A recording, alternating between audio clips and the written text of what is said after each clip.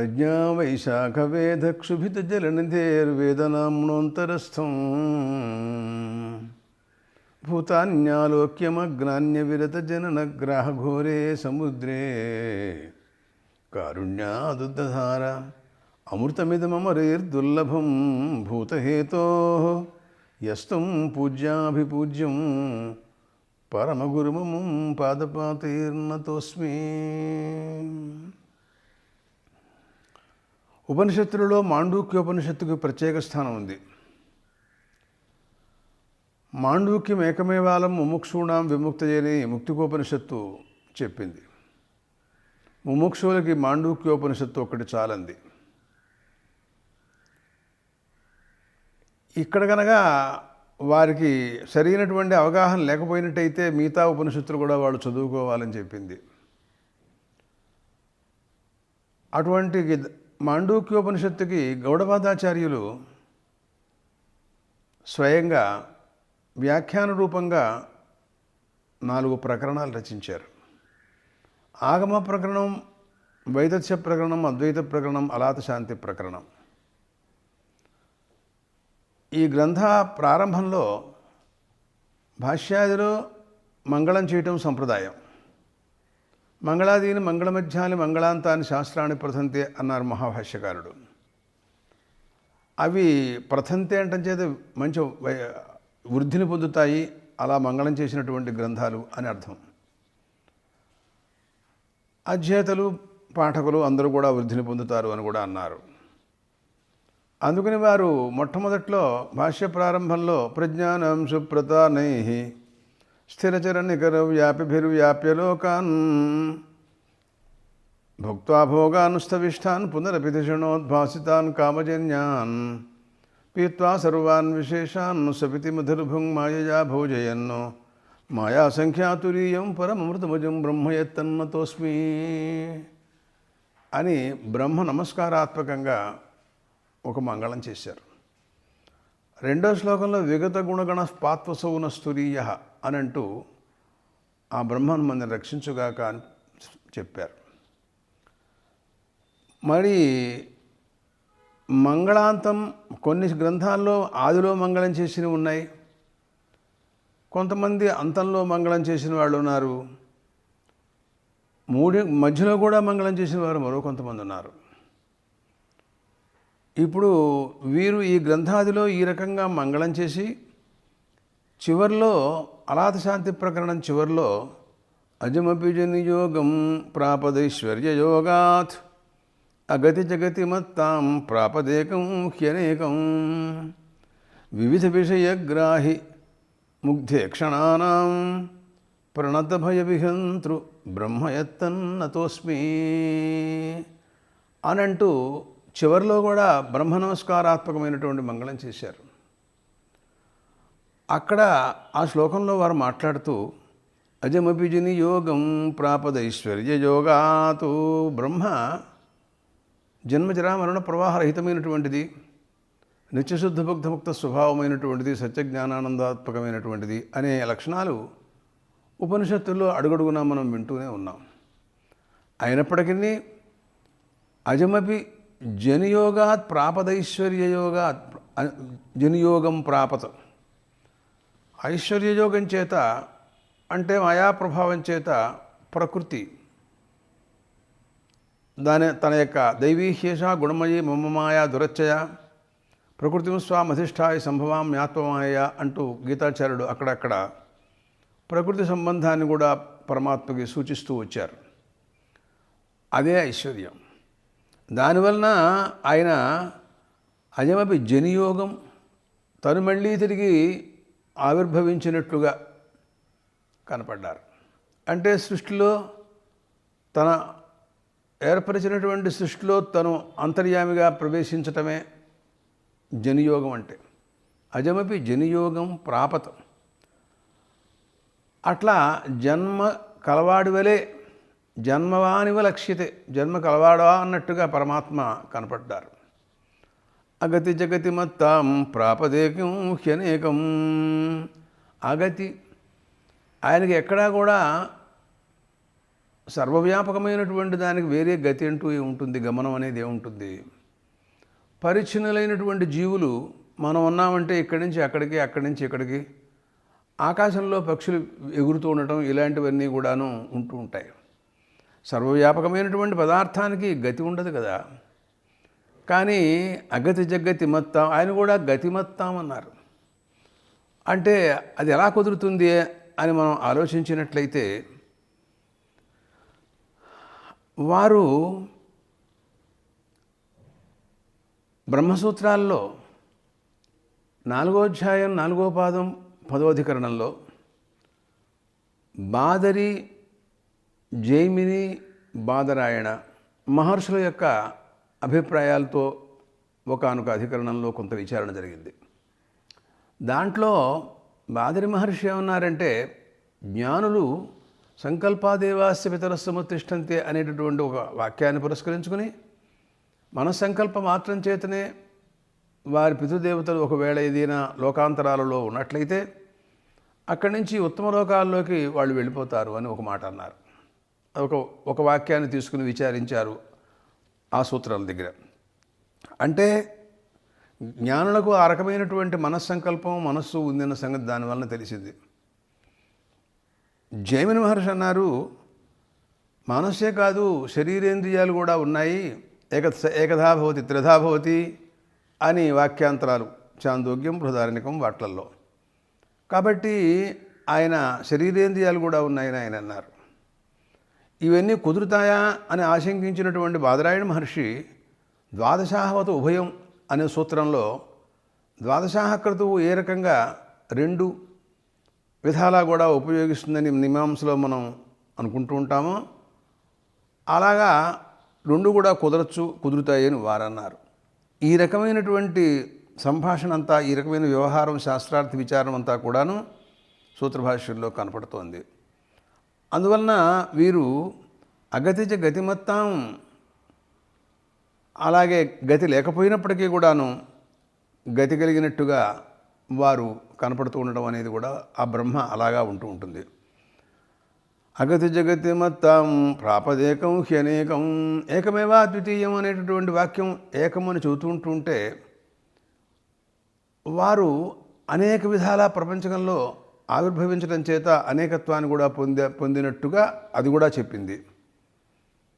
వివిధ విషయగ్రాహ్యముగ్ధేక్షణానాం, ఇదంతా ఎవరికి అంటే వివిధ విషయములను గ్రహిస్తూ ఉండేటువంటి ఎవరైతే అజ్ఞానులు ఉన్నారో అలాంటి వారి దృష్టిలో ఈ సృష్టి, గమనములు వగైరా ఇవన్నీ కూడాను వాళ్ళని దృష్టిలో పెట్టుకున్నటువంటి చెప్పిన మాటలు. ప్రణత భయ విహంతృ, అలాంటి పరమాత్మకి నిరంతరం ఎవరైతే సేవ చేస్తూ ఆ జ్ఞానస్వరూపంలో నిమగ్నులై తత్స్వరూపంలో తాదాత్మ్యాన్ని పొంది నిరంతరం శ్రవణమునున్న నిధిధ్యాసనాలతో ఉంటుంటారో అలాంటి వారికి భయం ఉండదు. భయాన్ని ఆ పరమాత్మ పోగొడతారు. అభయమైనటువంటిది బ్రహ్మ. అటువంటి బ్రహ్మకు నమస్కారం చేస్తున్నాను అని ఈ అలాత శాంతి ప్రకటన చివరిలో కూడా మళ్ళీ మంగళం చేశారు. అదే కాక పరమ గురువుకి నమస్కారం చేయటం అనేది కూడా ఈ చివరిలో ఉంది. ఇక్కడ మధ్యలో, ఆదిలో, అంతంలో కూడా ఈ భాష్యానికి భగవత్పాదులు మంగళం చేయటం, అదే కాక మధ్యలో కూడాను మంగళాదీని మంగళ మధ్యాని మంగళాంతాన్ని శాస్త్రాన్ని ప్రసంతి ఉంది కనుక మధ్యలో కూడా మంగళం చేస్తున్నారు. జ్ఞానేన కాశకల్పేన ధర్మాన్ యో గగనోపమాన్ జ్ఞేయాభిన్నేన సంబుద్ధస్తం వందే ద్విపదాంబరం అని అన్నారు. ఈ శ్లోకంలో ఇది ఒకానొక మంగళ శ్లోకం. దీంట్లో వారు భావం ఎలా కనపడుతోంది అంటే మనం ఆలోచిస్తే, జ్ఞాతృజ్ఞాన జ్ఞేయ శూన్యమైనటువంటి పరిపూర్ణ అద్వితీయమైనటువంటి ఆనంద స్వరూపమైనటువంటి పరమాత్మ స్వరూపానికి నమస్కారము అని సారాంశం. ఎలాగా వారు దీంట్లో చెప్పారు అని అంటే, జ్ఞానేన ఆకాశకల్పేన అన్నారు. పరమాత్మ జ్ఞానస్వరూపులు, ఆకాశకల్పం, ఆకాశవత్ సర్వగతశ్చరిత్య అని అంటుంటాం కదా. అలాగే పరమాత్మ నుండి ఆవిర్భవించినటువంటి జీవులు, ధర్మాలు అవి కూడాను అలాంటివే. జ్ఞేయంతో అభిన్నం అలాంటి పరమాత్మ స్వరూపానికి నేను నమస్కారం చేస్తున్నాను అని అన్నారు. అంటే మామూలుగా అయితే ప్రారంభంలో విషయమేమిటో ముందు ఈ గ్రంథంలో విచారించవలసింది, విచారించదగింది ఏమిటో విషయం చెప్పాలి. ఆ విచారణకి ప్రయోజనం ఏమిటో చెప్పాలి. ఇలాగా అనుబంధ చతుష్టయం అనేది అధికారి, సంబంధం, విషయం ఇవన్నీ కూడా చెబుతూ ఉంటారు. అది మానేసేసి ఉపదేష్ట ఎవరో వారికి నమస్కారం చేయటం మొదలెట్టారు. ఇంతకీ ఇలాంటి జ్ఞాతృజ్ఞేయ శూన్యమైన పరిపూర్ణ బ్రహ్మ స్వరూపమైనటువంటి గ్రంథకర్త వారికి నమస్కారము అని వీరు మొట్టమొదట్లో ఇది కూడా బ్రహ్మ పదార్థంగా నమస్కారమే కనపడుతోంది, పరమ గురువును కూడా స్మరించినట్టుగా కనపడుతోంది. అయితే దీని గురించి వివరణ ఇస్తూ వ్యాఖ్యాతలు ప్రకృతం మనం అనుకునేటటువంటి శంకర భగవత్పాదుల యొక్క పరమాచార్యులు, పరమ గురువులు ఎవరైతే గౌడపాదాచార్యులు ఉన్నారని అనుకుంటున్నామో, ఎవరైతే ఈ కారికలన్నీ రచించినారో అని మనం చెప్తున్నామో, వారు బదరికాశ్రమంలో నరనారాయణులు ఉండేటువంటి బదరికాశ్రమం అది. అలాంటి చోట చాలా సంవత్సరాలు తపస్సు చేశారట. చేయగా కొంతకాలానికి భగవానుడు నారాయణుడు వారి దర్శనమిచ్చి సుప్రసన్నులై విద్యా ప్రదానం చేశారట. అట్లాగా వారు పరమ గురువులుగా ఆ రకంగా ప్రసిద్ధిని చెందారు. సాక్షాత్ భగవదనుగ్రహానికి పాత్రులైనటువంటి వారి వలన విద్యను పొందినటువంటి పరమ గురువులు గౌడపాదాచార్యులు. అటువంటి వారికి నేను నమస్కారం చేస్తున్నాను అని మొట్టమొదట్లో వీరు అన్నారు. తర్వాత మాట్లాడుతూ అస్పర్శయో గోవై నామ సర్వసత్వ సుఖోహిత అవివాదో అవిరుద్ధశ్చ దేశితస్థం నమామ్యహం అని రెండో శ్లోకంలో మాట్లాడుతూ వారు అక్కడ కూడా నమస్కారాత్మకమైనటువంటి శ్లోకం. ఇది అద్వైత స్వరూపానికే నమస్కారం ఏకంగా. అస్పర్శయో గోవైనామా సర్వసత్వ సుఖోహిత. అస్పర్శయోగం ఈ అద్వైతానికి అస్పర్శయోగం అని పేరు. అంటే స్పర్శ శబ్దానికి సంబంధం లేకపోతే సంయోగం. అది ఆ స్పర్శయోగం కానీ సంబంధయోగం కానీ ఆత్మస్వరూపానికి దేంతోనూ లేదు. కారణం ఏమిటి అంటే ఆత్మాతరితమైనటువంటిది సర్వం కూడా వైతథ్య ప్రకరణంలో మిథ్యాత్వం అని నిరూపించి ఉన్నారు కనుక.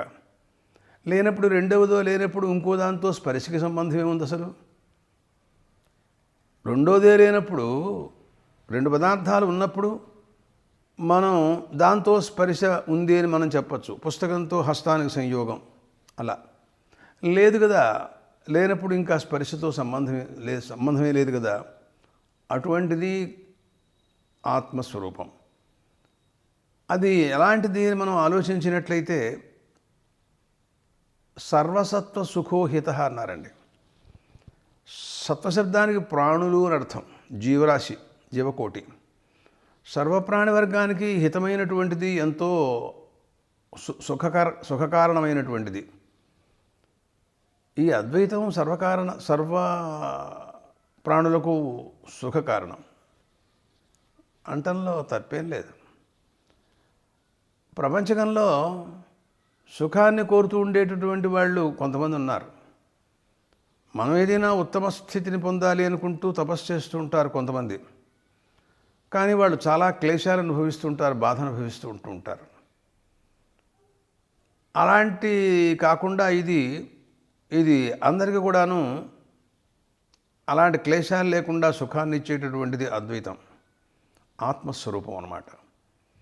మనం వింటూ ఉంటాం బృహదారణ్యోపనిషత్తులో యాజ్ఞవల్క్య మైత్రేయీ సంవాదంలో ఆత్మనస్తు కామాయ సర్వం ప్రియం భవతి అని అంటూ ఒక వాక్యం మైత్రేయికి యాజ్ఞవల్క్య మహర్షి చెప్పినట్టుగా, నవారే పత్యుః కామాయ పతిఃప్రియో భవత్యాత్మనస్తు కామాయ పతిఃప్రియో భవతి అని ప్రారంభించి సర్వస్య కామాయ సర్వం ప్రియం భవతి ఆత్మావారే ద్రష్టవ్య శ్రోతవ్యో మంతవ్యో నిధిధ్యాసితవ్య అని అంటూ చివరిలో తన క్షేమం కోసమని, తను సుఖంగా ఉండటం కోసమని, అంతా ప్రియంగా ప్రేమాస్పదంగా ఉండటం కోసమని ఆత్మని మనం కాంక్షిస్తున్నామని, ఏది కాంక్షించినా చివరికి తన సుఖమే దాంట్లో లక్ష్యం అనే భావం వారు తెలియజేశారు. అదే లోకంలో కూడా జరుగుతోంది. చివరికి అక్కడికి వెడితే కానీ సుఖం మనకు రాదు. జాగ్రత్త దశలో, స్వప్నావస్థలో కూడా దుఃఖాలు అనుభవిస్తూనే ఉన్నాం. సుషుప్తిలోకి వెళ్ళిన తర్వాత అదిగో అప్పుడు ప్రాజ్ఞాత్మతో ఏకమైనప్పుడు జాగ్రత్త విషయములు వాసనావాసితమైనటువంటి స్వాప్నిక విషయాలు ఏమీ లేని కాలంలో ఆనందానుభూతిని పొందుతూ సుఖంగా ఉన్నాడని మనం మాండూక్యోపనిషత్తులో అనుకున్నాం. అలాంటి సుఖాన్ని ఇచ్చేటటువంటిది ఆత్మస్వరూపానుసంధానం వలన సుఖం కలుగుతుందని, అది హితం కూడాను, అందరికీ కూడాను సమ్మతమైనటువంటిది, కోరేటటువంటిది అని కూడా మనం అనాలి. అంటే నిత్యం అప్రచలిత స్వభావత్వాత్, అది ఒడుదుడుకు లేనటువంటి ఆత్మస్వరూపం. మనం ఈ లోకంలో ఏదైనా సుఖం కోసమని ప్రయత్నాలు చేస్తుంటాం. ఐహికంగా ఏదో సుఖంగా వాయువు, సుఖంగా వెలుతురు, సుఖంగా జలం, ఇవన్నీ ఉండటం కోసమని, సుఖంగా ఉండటం కోసమని వీటన్నిటినీ కాంక్షిస్తూ ఉంటాం. అవి ఎప్పుడు ఉంటాయో ఎప్పుడు పోతాయో మనకే తెలియదు. పోయిన తర్వాత మళ్ళీ తిరిగి దుఃఖమే కానీ సుఖం లేదు. అలాంటిది కాదు కదా. ఆత్మసుఖం ఒకసారి కలిగిన తర్వాత ఓ 10 ఏళ్ళ వరకు పర్వాలేదండి, తర్వాత మాత్రం డౌట్ మళ్ళీ చూసుకోవాలి, ప్రయత్నాలు చేసుకోవాలి, అలాంటిది ఏం లేదు. అందుకోసం అప్రచలిత స్వభావ. తర్వాత అవివాద అని ఒక మాట అన్నారు.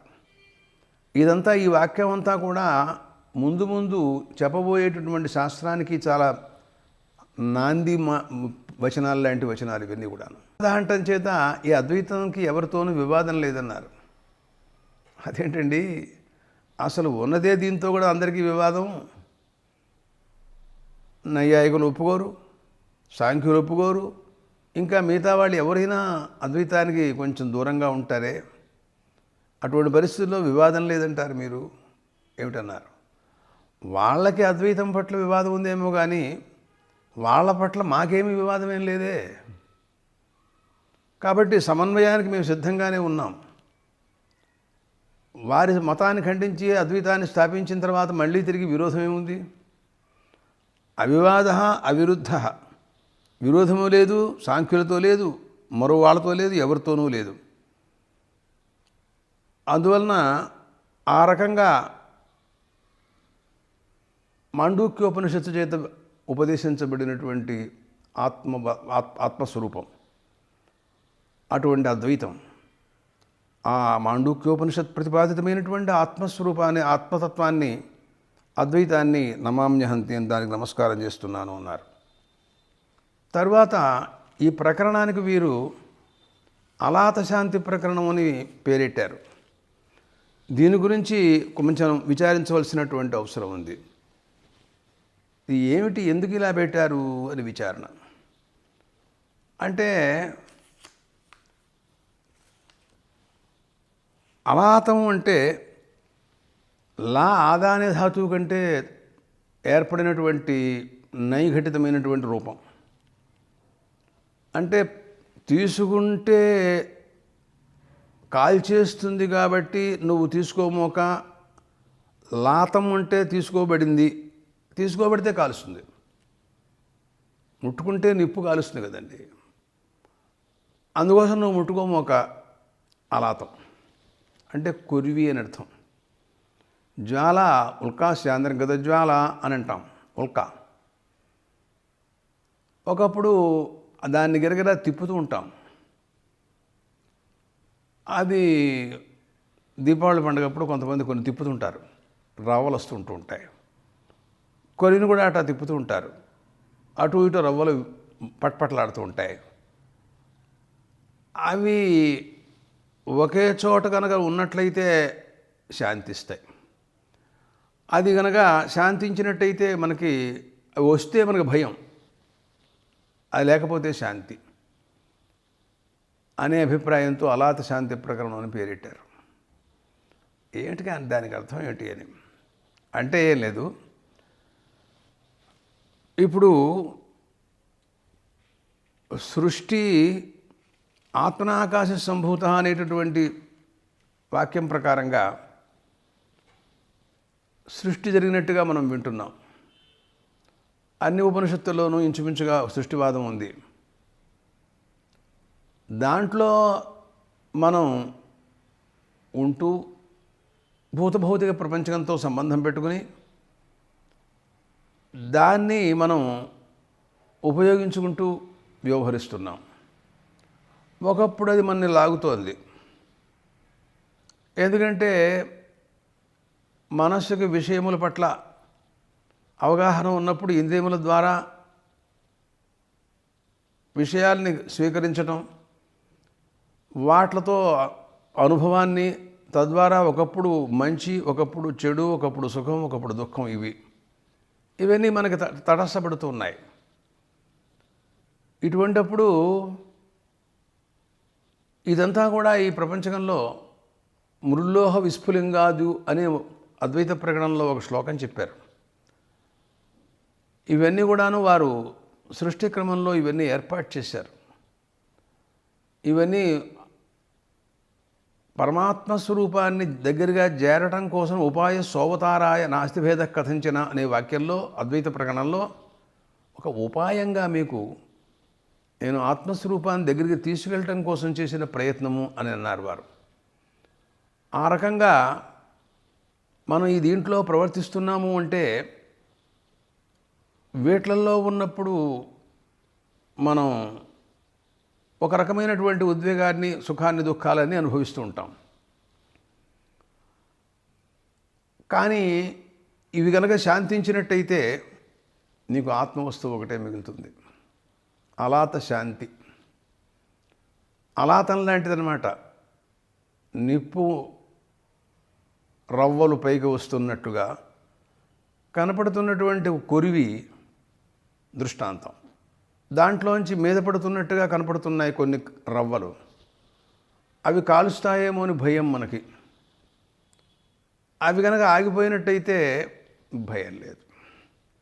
అలాగా పరమాత్మ నుండి యథాగ్నేర్ విస్ఫులింగా ఏవమేవ అక్షరాత్ సంభవతి విశ్వం మన ముండకోపనిషత్తులో యథోర్ణనాభిసృజతే గృహతే చ యథా పృథివ్యా మోషతయ సంభవంతి యథాక్షరాత్ సంభవతి విశ్వం అని అంటుంది. అలాగా విస్ఫులింగ దృష్టాంతం అన్నీ అగ్నిలోంచి బయటకు వస్తూ ఉంటాయి. వాటి వలన మనకు కొంచెం భయం పడే అవకాశం ఉంటుంది. అది శాంతించినట్టయితే మనకి శాంతమే. అలాగా ప్రపంచం అజ్ఞానావస్థలో ఉన్నప్పుడు అది భయాన్ని కలగజేస్తూ ఉంటుంటుంది. జ్ఞానావస్థలో అవి లేనప్పుడు మనకి అభయమే, శాంతంగా ఉంటాం అని చెప్పడం కోసం అలాత శాంతి ప్రకరణం అని పేరెట్టారు. అది ఎలాగా ఏమిటబ్బా అని అంటే, అలాత శాంతి ప్రకరణంలో 42వ కారిక దగ్గర నుంచి మాట్లాడుతూ దాని వివరణ ఇస్తూ వారు ఏం చెప్పారంటే, ఉపలంభాత్ సమాచారాత్ అస్తి వస్తుత్వవాదినాం జాతిస్తు దేశితా బుద్ధే అజాతే స్త్రసతాం సదా అజాతే స్త్రసతాంతేషాం ఉపలంభాద్వియంతియే అజాతి దోషా నసేత్స్యంతి దోషోప్యల్పో భవిష్యతి అనే కారికలతో మాట్లాడుతూ వారు ఏమన్నారంటే, మనకి ఒకానొక అధ్యాత్మ విద్యోపదేశం, దానివలన ఒక నిర్ణయం, వైదిక ఇవన్నీ కూడా కనపడుతున్నాయి. వస్తుతః ఆత్మ నిర్గుణమై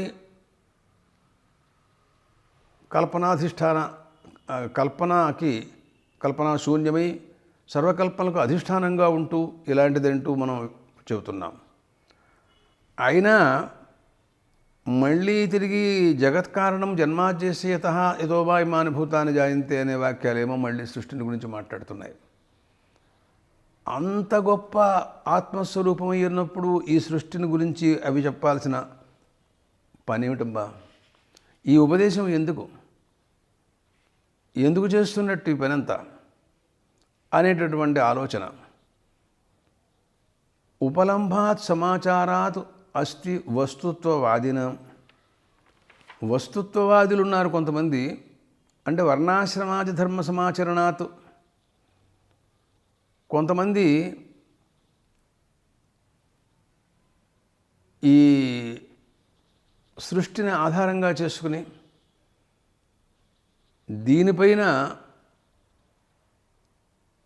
ఆ సృష్టి క్రమంలో వ్యవహరిస్తూ ఉండేటువంటి జీవులు వాళ్ళందరూ కూడాను వర్ణాశ్రమ ధర్మాలతో కూడి బ్రాహ్మణ క్షత్రియ వైశ్యాదులు, బ్రహ్మచారి, గృహస్థు, వానప్రస్థం ఇలా